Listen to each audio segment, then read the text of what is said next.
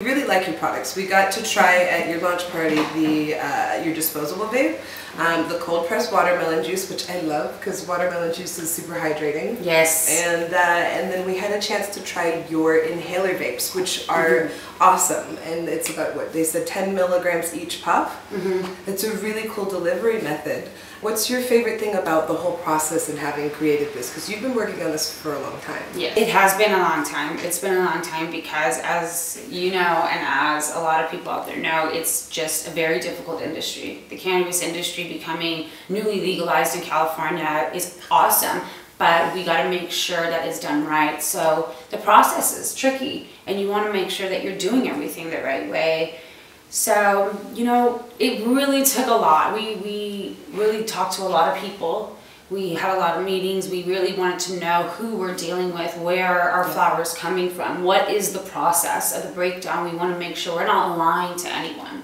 So it took a long time, but hey, don't most works of art take a long time? Yeah, they do. I mean, to launch a good, successful brand, it does take time. It takes not just the branding and the concept, but then finding the right people to work with, the right processing, the right licensees. I mean, it's definitely a difficult industry, just like you said. It is, and it's a lot of people, I think, rely on their celebrity, as we have seen certain companies now that are suffering, that maybe they thought just because they're a celebrity they can get away with whatever, and their design packaging is cool.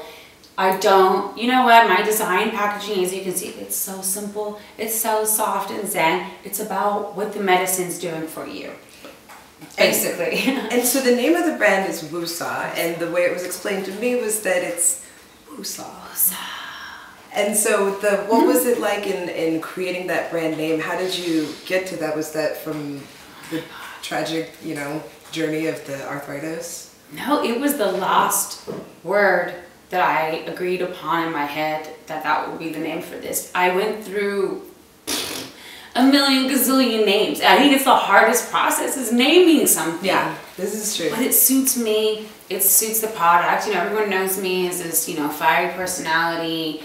About 2 years ago, I went away and got some spiritual healing, and I also introduced cannabis into my life. And I calmed down, and I just love the word. And it's such a hip new word because of the movie Bad Boys, where Martin Lawrence is like, you know, doing that. So I was like, this is a great word. Why not? It works for me. It works for the product. It works for society. Did you ever smoke weed as a high school teenager?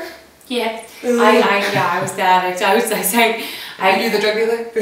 No, I started, the first thing I ever had was pot. I was 11 and a half years old. Oh wow, that was earlier than me. I was young. I mean, let's just say I was very, very, I don't want to use the word bad. I was a special child.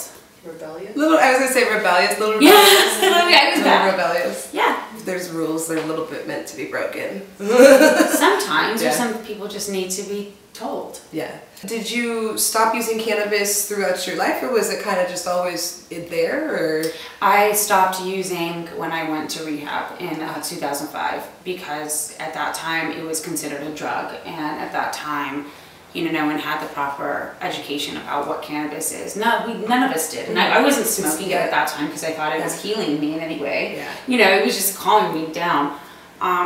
So I quit everything in 2005, and I just started back up 2 years ago. The AA program would kind of have you say that they tend to be totally clean and sober. What would you say to people that are kind of against saying, oh, this is a drug?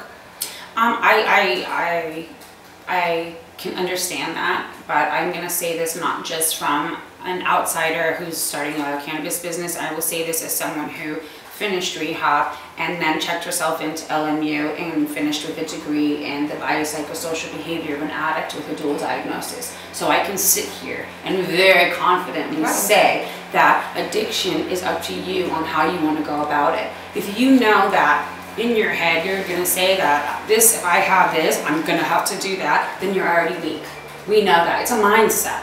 But for me, this is not my medicine. I need this. Yeah. I can't function without it. I can't. So this is not a drug. This is not a toy.